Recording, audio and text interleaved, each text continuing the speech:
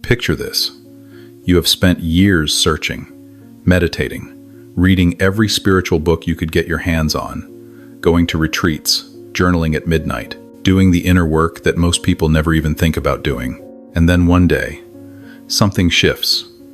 You have what you can only describe as an awakening, a moment of pure clarity where everything makes sense, where the noise in your head goes quiet, where you feel connected to something bigger than yourself. You expect that moment to launch you. You expect it to fill you with fire and passion and unstoppable energy. You think, this is it. This is where my real life begins. But instead, something strange happens. The fire goes out.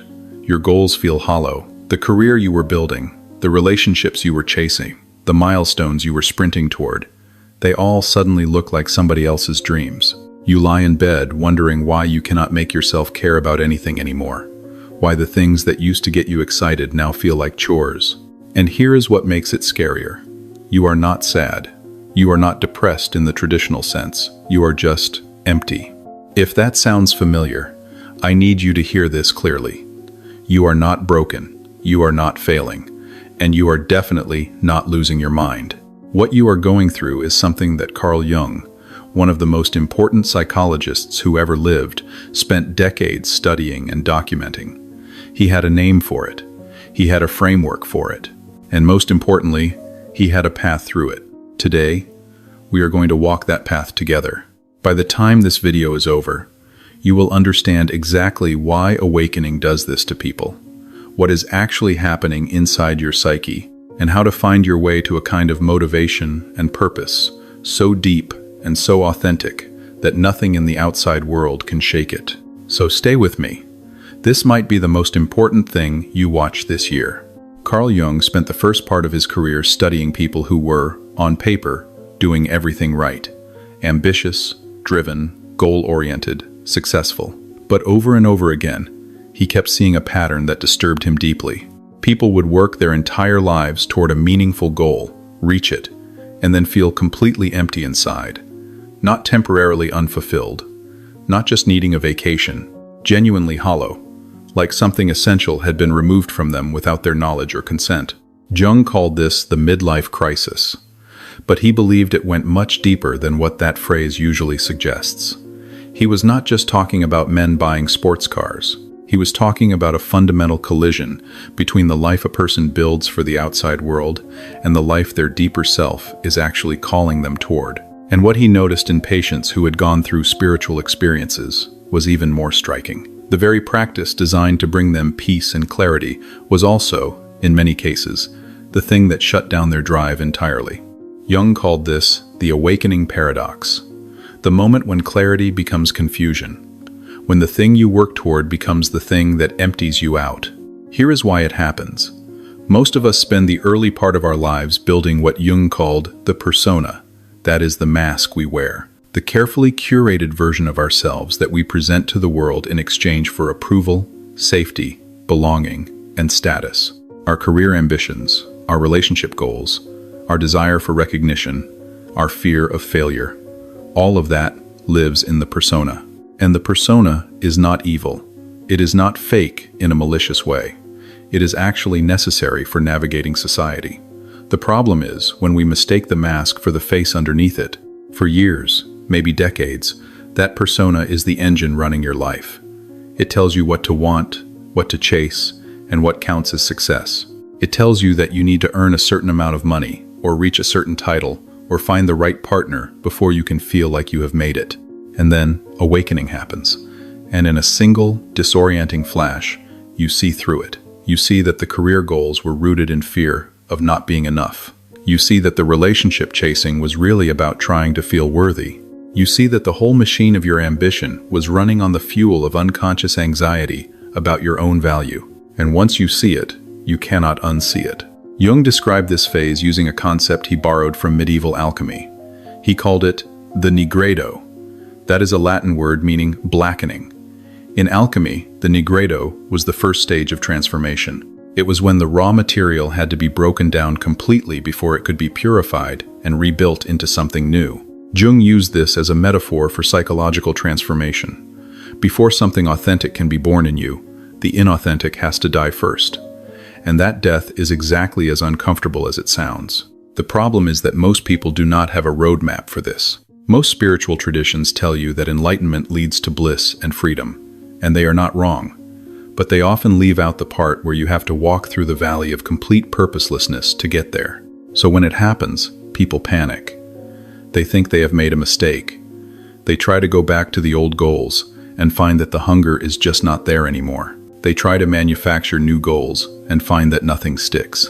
They wonder if something is medically wrong with them. Jung saw this happen over and over, and his message was consistent every time. Do not run from the emptiness.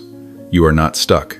You are in the chrysalis. Let me tell you about a type of patient Jung worked with repeatedly throughout his career. He saw variations of this story so many times that it became a kind of template for understanding what happens when awakening meets ambition.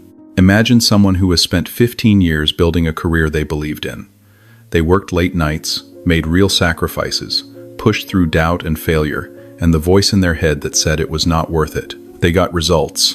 By any outside measure, they were successful. And then something happens. Maybe it is a meditation retreat. Maybe it is a near-death experience. Maybe it is just a quiet Tuesday morning when the truth suddenly becomes impossible to ignore. And in that moment, they see what was driving them all along. Not passion, not purpose, fear. Fear of being seen as a failure. Fear of not living up to their parents' expectations. Fear of ending up like the people they grew up trying to escape. Fear that if they stopped achieving, they would discover there was nothing underneath all the achievement worth caring about. Once they see that, the ambition collapses. Not because the work was not good, not because the career was wrong, but because the fuel that was powering it was never real motivation. It was an escape from an uncomfortable feeling about themselves. Jung called this purpose poisoning, and he believed it was one of the most widespread and least recognized forms of psychological suffering in modern life. We spend our whole lives chasing things we think we want, when what we actually want is to feel safe, seen, and worthy. And when we finally see that, the chase stops making sense. Now here is where it gets important. Jung was very clear that this is not a tragedy, it is a liberation, even if it does not feel like one at the time. Because here is what he also found. Underneath all the fear-driven motivation, underneath all the persona-driven goals and ambitions, there is something else. Something quieter and slower and completely different in quality. Jung called it the self, with a capital S. Not the ego, not the persona, not the social identity you have been building since childhood. The deeper self, the authentic core, the part of you that existed before the world started telling you who to be. And the self has desires too. But they do not feel like traditional motivation. They do not push or pressure.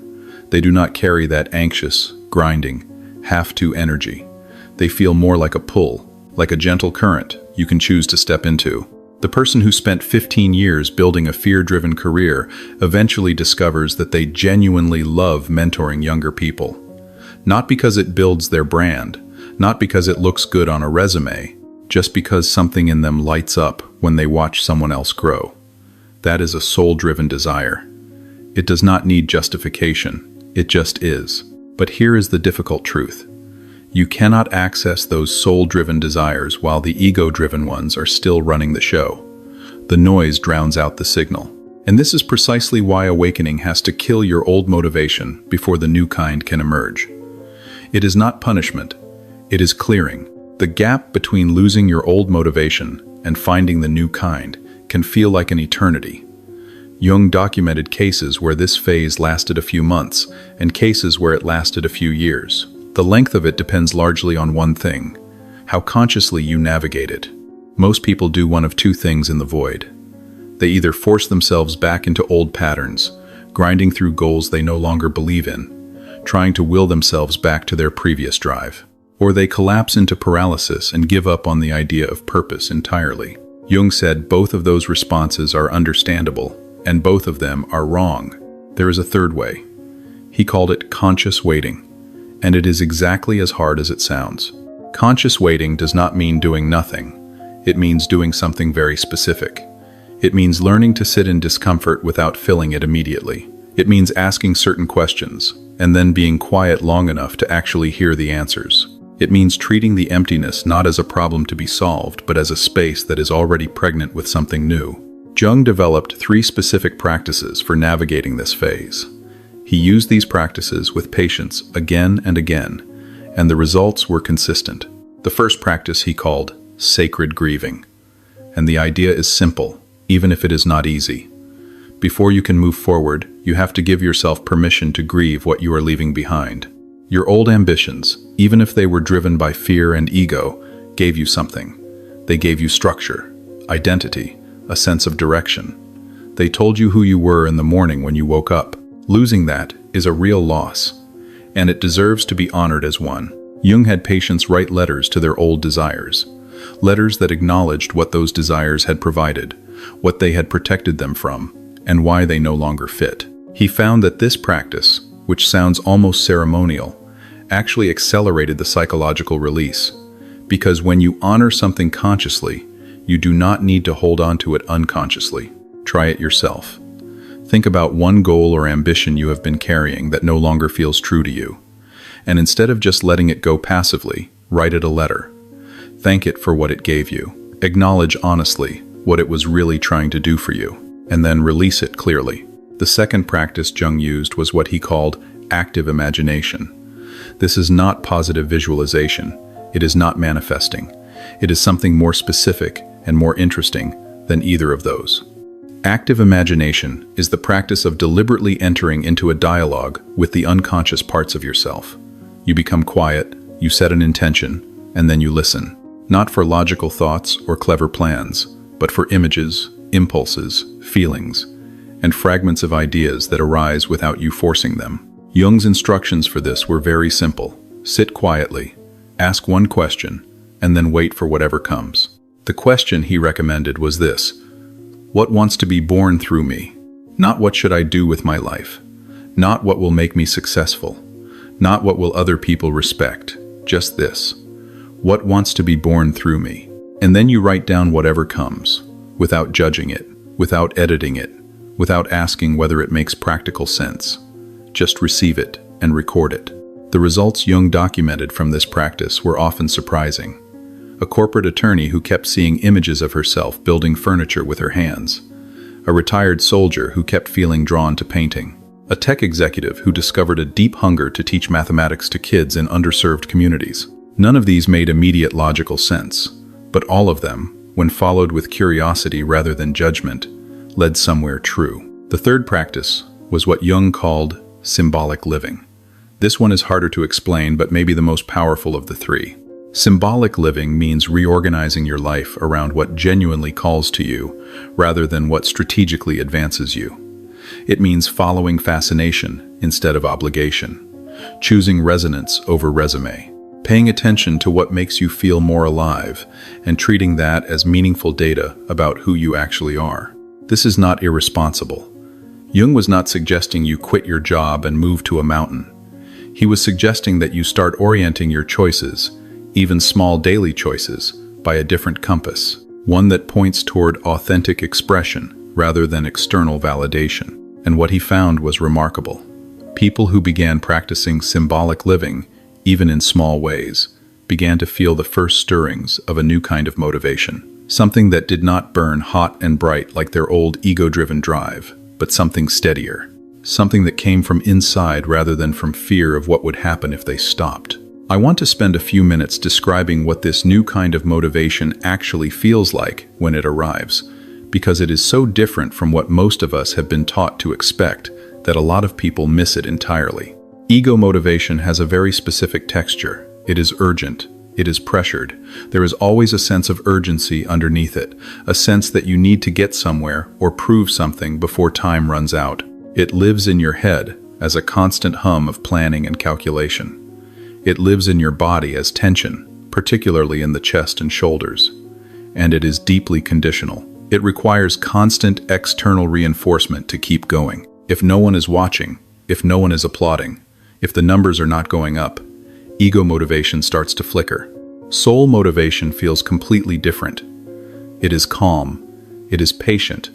There is no urgency in it. It does not demand that you do anything right this second. It is more like a magnetic pull than a push. You feel it in your body as warmth rather than tension. You feel it in your chest as a kind of spacious openness rather than a tight knot of anxiety.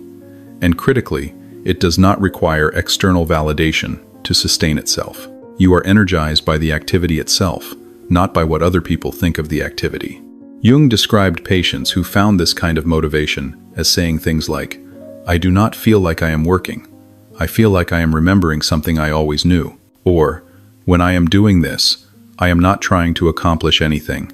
I am just expressing what I am." That quality of expression rather than achievement is one of the most reliable signals that you have found something soul-driven rather than ego-driven.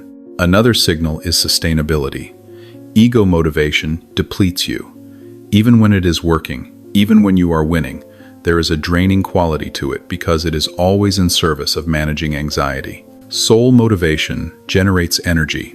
You come away from your work feeling more alive than when you started. That is not normal for most people, but it becomes normal for people who find their way through the void. Jung also noted that soul motivation does not operate on a steady schedule. It comes in waves and cycles. There are periods of intense engagement followed by periods of quiet gestation. Trying to force soul motivation to run on a 9-to-5 schedule, the same way you would force ego motivation, is like trying to tell the ocean when to have waves. The rhythm is its own. This is why so many people who come out the other side of spiritual emptiness describe their life as feeling less like something they are doing and more like something that is happening through them. They still show up. They still do the work. They still make choices and plans. But there is a quality of flow and rightness to it that was never present when they were running on fear. Here is where I want to leave you. The emptiness you might be sitting in right now is not the absence of meaning. It is the beginning of it, the real version. The version that does not collapse under pressure because it was never built on anything fragile.